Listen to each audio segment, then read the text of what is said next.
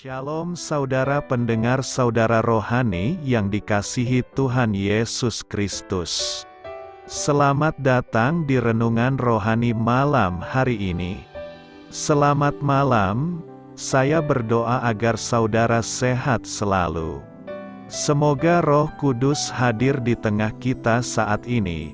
Sebelum kita mulai renungan malam ini, marilah kita bersama-sama berdoa. Bapa kami yang di surga, Bapa di dalam nama Tuhan Yesus Kristus, kami sungguh mengucap syukur, ya Tuhan, oleh karena Engkau sangat baik buat kami. Engkau ada bersama kami dan menopang hidup kami di siang hari dan di malam hari. Engkau ada bersama-sama dan menyertai kami. Tuhan, kami memuji dan bersyukur kepadamu pada malam hari ini, kami masih bisa berkumpul di rumah kami yang kecil ini. Tuhan, saat ini kami hendak mendengarkan firman-Mu. Berilah pengetahuan dan bimbinglah hamba-Mu ini agar apa yang Engkau firmankan dapat bekerja sesuai kehendak-Mu. Buat kami jemaat-Mu, bukalah hati dan pikiran kami untuk mendengar dan menerima firman-Mu. Kiranya firman-Mu ini dapat menjadi berkat bagi kami. Berbicaralah Tuhan, kami sudah siap menerima firman-Mu. Di dalam nama Tuhan Yesus Kristus kami berdoa dan mengucap syukur. Amin. Sahabat saudara rohani, pembacaan ayat emas Alkitab renungan kita malam hari ini.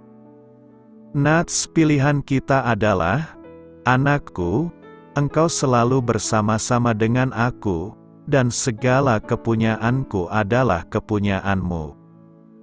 Tertulis dalam kitab Lukas 15 ayat 31, kata kunci renungan pada malam ini adalah, siapakah yang dikasihi? Dan bacaan kita pada malam ini terambil dari kitab Lukas 15 ayat 11 sampai dengan ayat 32. Yesus berkata lagi, ada seorang mempunyai 2 anak laki-laki. Kata yang bungsu kepada ayahnya, Bapa, berikanlah kepadaku bagian harta milik kita yang menjadi hakku. Lalu ayahnya membagi-bagikan harta kekayaan itu di antara mereka. Beberapa hari kemudian anak bungsu itu menjual seluruh bagiannya itu lalu pergi ke negeri yang jauh. Di sana ia memboroskan harta miliknya itu dengan hidup berfoya-foya. Setelah dihabiskannya semuanya, timbullah bencana kelaparan di dalam negeri itu dan ia pun mulai melarat. Lalu ia pergi dan bekerja pada seorang majikan di negeri itu. Orang itu menyuruhnya ke ladang untuk menjaga babinya, lalu ia ingin mengisi perutnya dengan ampas yang menjadi makanan babi itu. Tetapi tidak seorang pun yang memberikannya kepadanya. Lalu ia menyadari keadaannya. Katanya, betapa banyaknya orang upahan Bapakku yang berlimpah-limpah makanannya. Tetapi aku di sini mati kelaparan. Aku akan bangkit dan pergi kepada Bapakku dan berkata kepadanya, Bapa, aku telah berdosa terhadap sorga dan terhadap Bapa, aku tidak layak lagi disebutkan anak Bapa. Jadikanlah aku sebagai salah seorang upahan Bapa. Maka bangkitlah ia dan pergi kepada bapanya. Ketika ia masih jauh, ayahnya telah melihatnya, lalu tergeraklah hatinya oleh belas kasihan. Ayahnya itu berlari mendapatkan dia lalu merangkul dan mencium dia. Kata anak itu kepadanya, Bapa, aku telah berdosa terhadap sorga dan terhadap Bapa, aku tidak layak lagi disebutkan anak Bapa. Tetapi ayah itu berkata kepada hamba-hambanya, lekaslah bawa kemari jubah yang terbaik, pakaikanlah itu kepadanya dan kenakanlah cincin pada jarinya dan sepatu pada kakinya. Dan ambillah anak lembu tambun itu, sembelihlah dia dan marilah kita makan dan bersukacita. Sebab anakku ini telah mati dan menjadi hidup kembali. Ia telah hilang dan didapat kembali.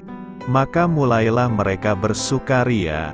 Tetapi anaknya yang sulung berada di ladang, dan ketika ia pulang dan dekat ke rumah, ia mendengar bunyi seruling dan nyanyian tari-tarian. Lalu ia memanggil salah seorang hamba dan bertanya kepadanya apa arti semuanya itu.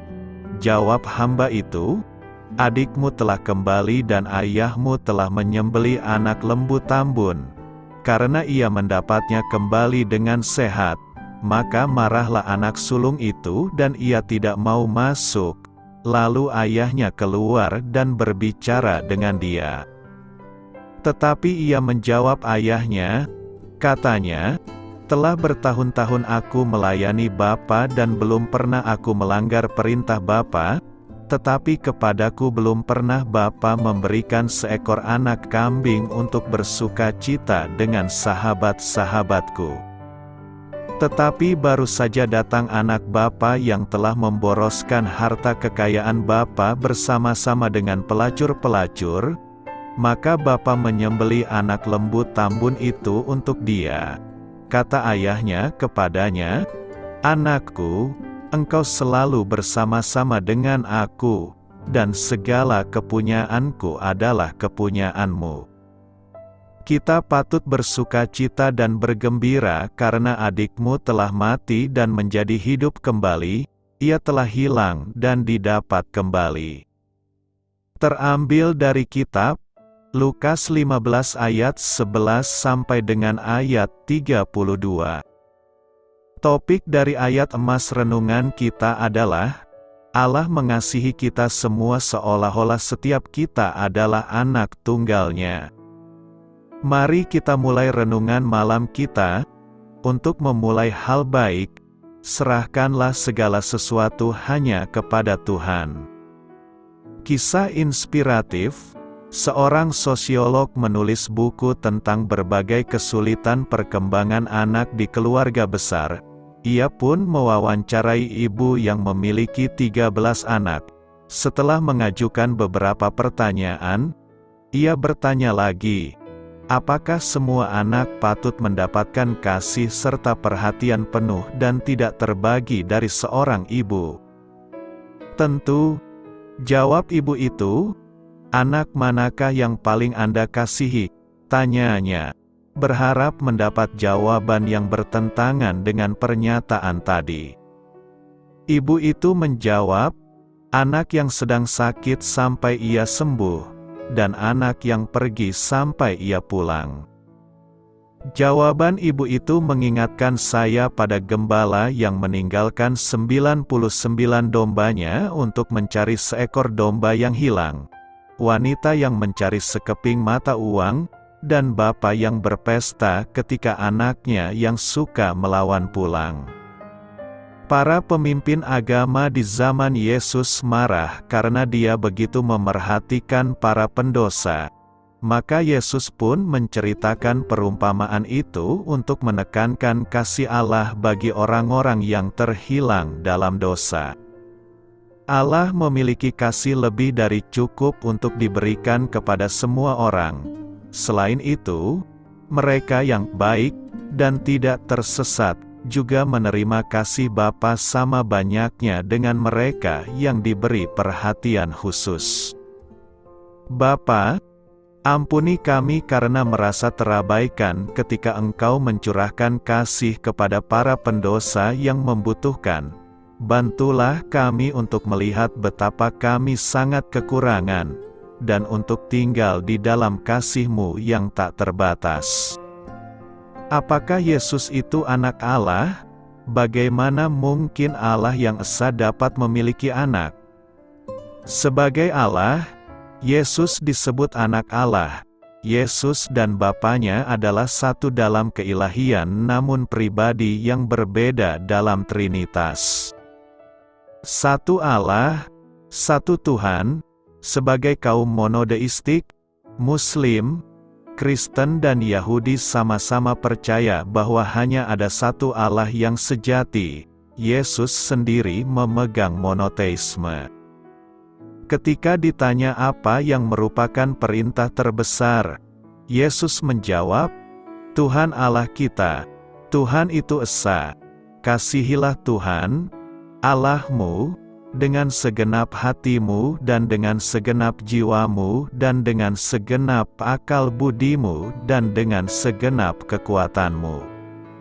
Rasul Paulus juga mengajarkan monoteisme. Tidak ada Allah lain daripada Allah yang Esa, yaitu Bapa, yang daripadanya berasal segala sesuatu dan yang untuk Dia kita hidup, dan satu Tuhan saja, yaitu Yesus Kristus, yang olehnya segala sesuatu telah dijadikan dan yang karena Dia kita hidup. Sebagai pengikut-pengikut Yesus, orang-orang Kristen mula-mula lebih cenderung menggunakan istilah Allah untuk Dia yang disebut oleh Yesus sebagai Bapakku dan Bapamu. Sementara Tuhan dipakai untuk merujuk Yesus. Gelar ini mengindikasikan bahwa Yesus adalah Tuhan dan sekaligus Tuhan. Anak Allah, orang-orang Kristen percaya bahwa Yesus adalah anak Allah. Alkitab tidak mengajarkan adanya hubungan orang tua anak antara Allah dan Maria. Pemahaman itu akan sama salahnya bagi orang Kristen dan Islam.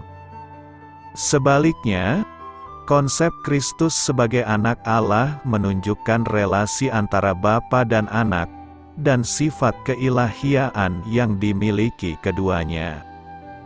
Pada saat kelahiran Isa, malaikat memberitahukan kepada Maria, Salam, hai engkau yang dikaruniai, Tuhan menyertai engkau.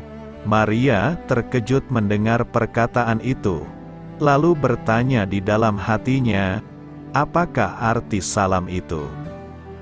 Kata malaikat itu kepadanya, jangan takut, hai Maria, sebab engkau beroleh kasih karunia di hadapan Allah.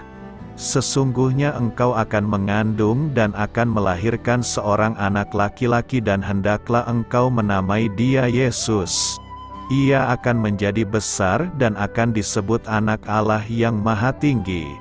Dan Tuhan Allah akan mengaruniakan kepadanya tahta Daud, bapa leluhurnya, dan ia akan menjadi raja atas kaum keturunan Yakub sampai selama-lamanya dan kerajaannya tidak akan berkesudahan.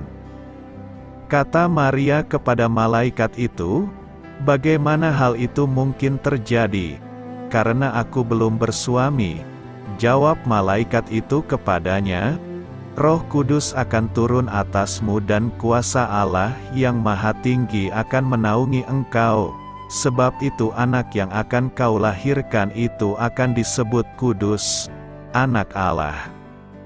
Sebelumnya, Allah telah berbicara kepada manusia melalui nabi-nabinya. Namun kemudian Dia mengirimkan seseorang dari dirinya sendiri.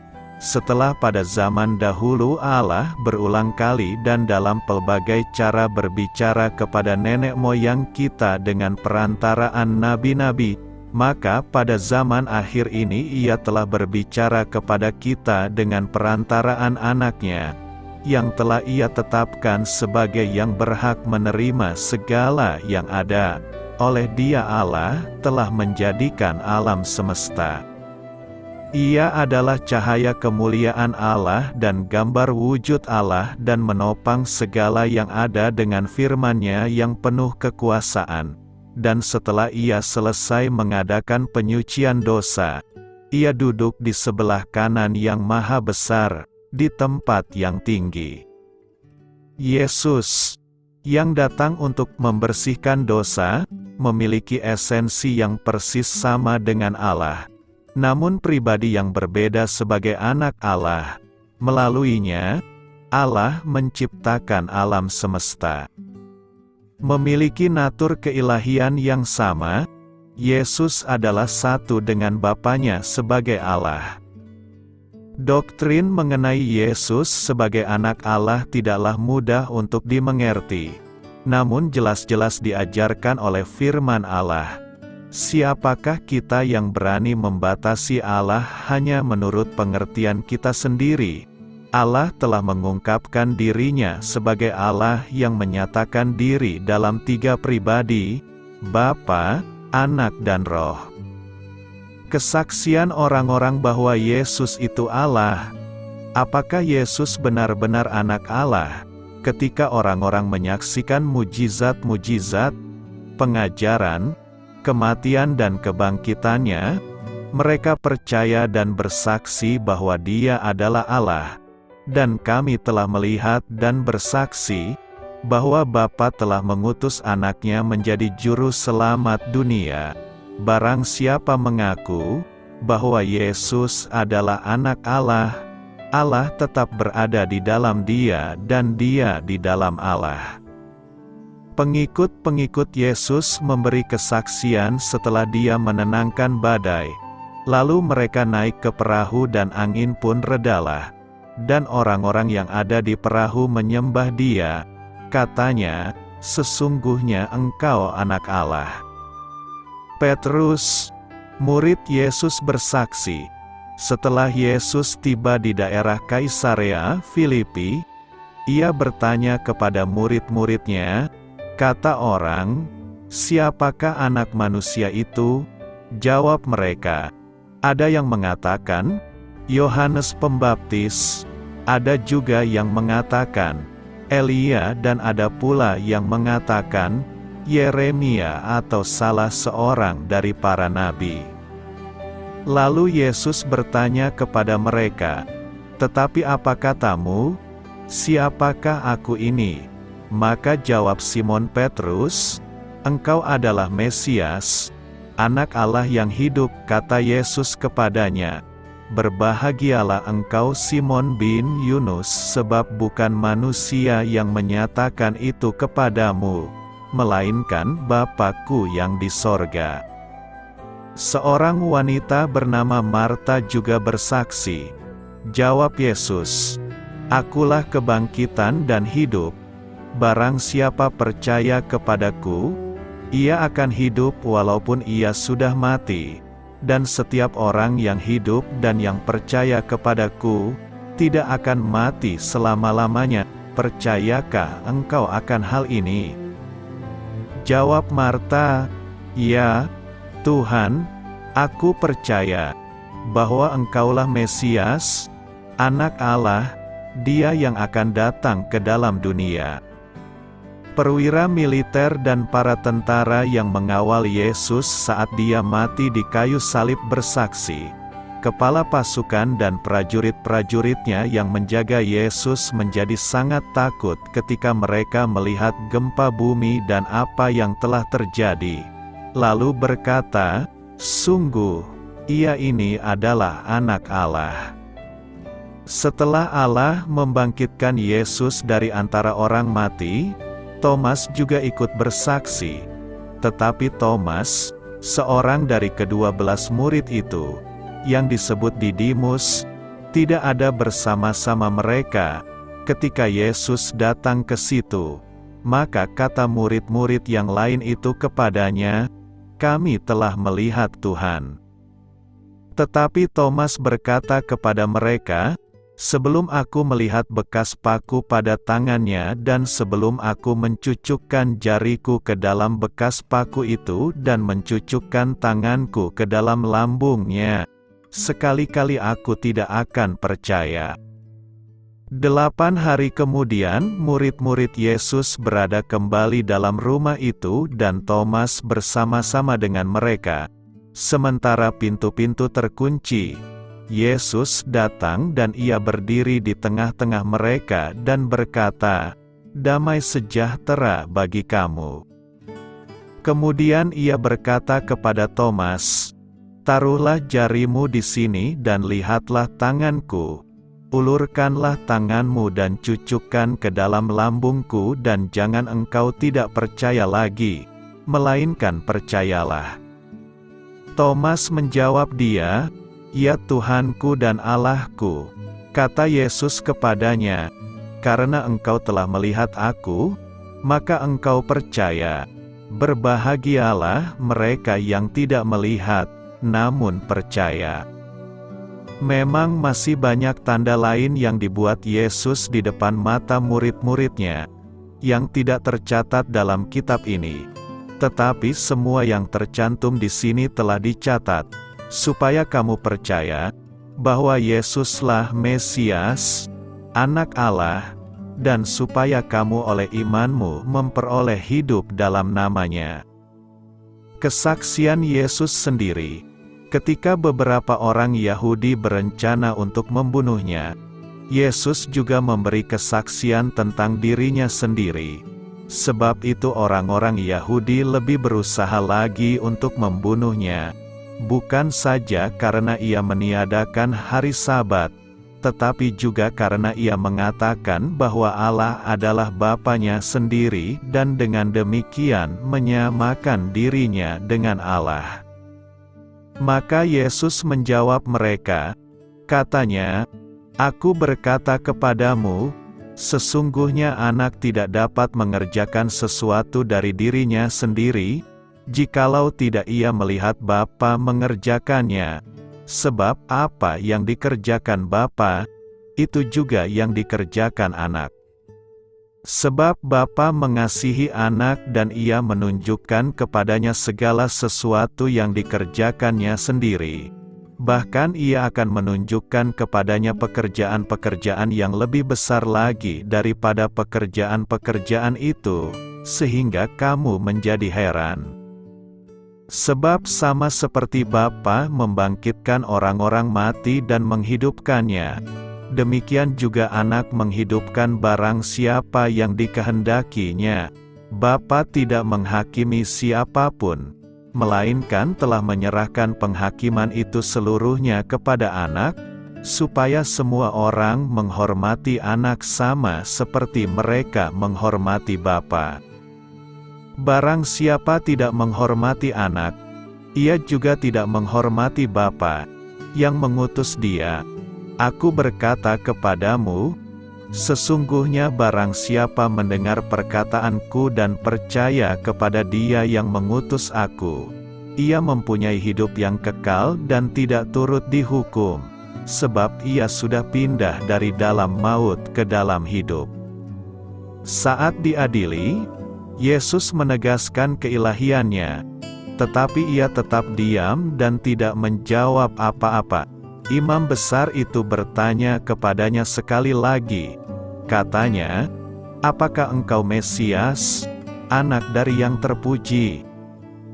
Jawab Yesus, "Akulah dia, dan kamu akan melihat Anak Manusia duduk di sebelah kanan Yang Maha Kuasa dan datang di tengah-tengah awan-awan di langit." Kesaksian dari Allah Bapa pada saat Yesus dibaptis. Allah juga bersaksi, "Inilah anakku yang kukasihi, kepadanyalah aku berkenan." Kesaksian Allah adalah kebenaran. Kita menerima kesaksian manusia, tetapi kesaksian Allah lebih kuat, sebab demikianlah kesaksian yang diberikan Allah tentang anaknya. Barang siapa percaya kepada anak Allah, ia mempunyai kesaksian itu di dalam dirinya. Barang siapa tidak percaya kepada Allah, ia membuat dia menjadi pendusta, karena ia tidak percaya akan kesaksian yang diberikan Allah tentang anaknya. Dan inilah kesaksian itu, Allah telah mengaruniakan hidup yang kekal kepada kita dan hidup itu ada di dalam anaknya. Barang siapa memiliki anak, ia memiliki hidup. Barang siapa tidak memiliki anak, ia tidak memiliki hidup. Semuanya itu kutuliskan kepada kamu, supaya kamu yang percaya kepada nama Anak Allah, tahu bahwa kamu memiliki hidup yang kekal. Agama dan relasi. Sekalipun umat manusia terdiri dari berbagai ras dan bangsa, berbagai bahasa dan agama, Kita semua memiliki kebutuhan yang sama. Kebutuhan manusia yang terbesar adalah mengenal Sang Pencipta kita secara pribadi. Jika pengetahuan mengenai Allah bergantung pada penyelidikan dan eksperimen manusia, maka sangat penting bagi kita untuk menemukan jawaban terhadap pertanyaan, kalau Allah itu esa, bagaimana Yesus bisa menjadi anaknya? Namun, karena pengenalan akan Allah itu bergantung pada pernyataan dirinya, maka percaya pada pernyataannya sebagaimana yang ditemukan dalam firman-Nya, Alkitab, lebih penting ketimbang menemukan jawaban atas pertanyaan kita yang paling sulit sekalipun. Dalam Alkitab, percaya kepada pernyataan diri Allah sebagai kebenaran dan menaati kebenaran itu disebut iman. Kita akan meninggal dengan banyak pertanyaan sulit yang tidak terjawab. Namun, kita tidak boleh mati tanpa merespon secara pribadi janji keselamatan Allah melalui anaknya. Sebelum Yesus datang ke dalam dunia ini dalam wujud manusia, Dia bersama-sama dengan Allah Bapa. Allah mengutus anaknya ke dunia, lahir dari seorang anak perawan. Sebagai Allah yang lahir menjadi manusia, Yesus hidup secara sempurna. Dia tidak pantas menanggung hukuman dosa, terpisah dari Allah melalui kematian. Namun, dengan mati di atas kayu salib dan bangkit dari antara orang mati, Dia membayar hukuman dosa dan menghancurkan dominasi dosa bagi mereka yang percaya kepadanya.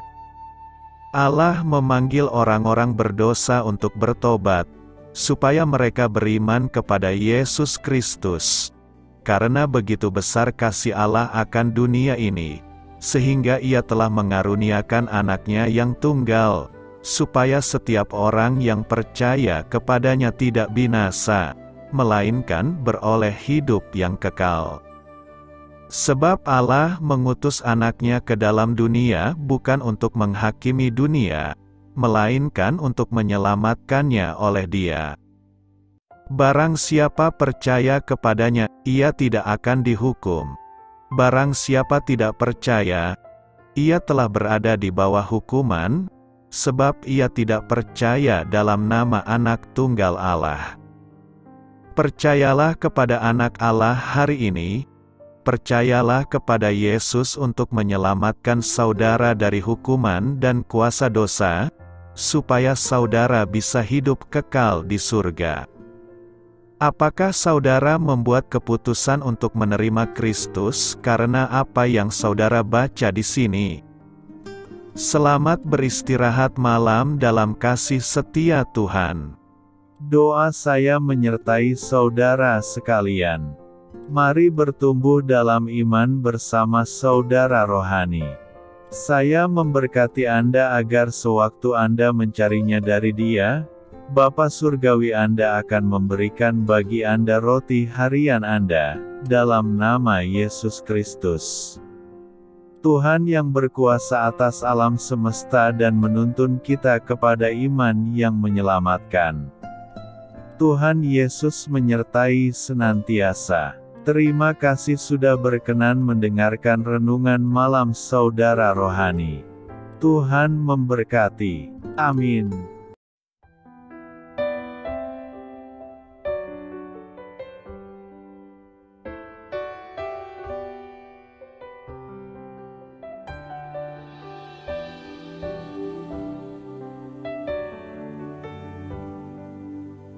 Marilah kita renungkan, sahabat saudara rohani, demikianlah renungan firman Tuhan malam hari ini. Semoga menjadi berkat di dalam hidup kita dan menjadikan kita pribadi yang lebih baik. Sebelum kita beristirahat pada malam hari ini, marilah kita berdoa. Bapa kami yang di surga, Bapa di dalam nama Tuhan Yesus Kristus. Kami sungguh mengucap syukur, ya Tuhan, oleh karena Engkau sangat baik buat kami.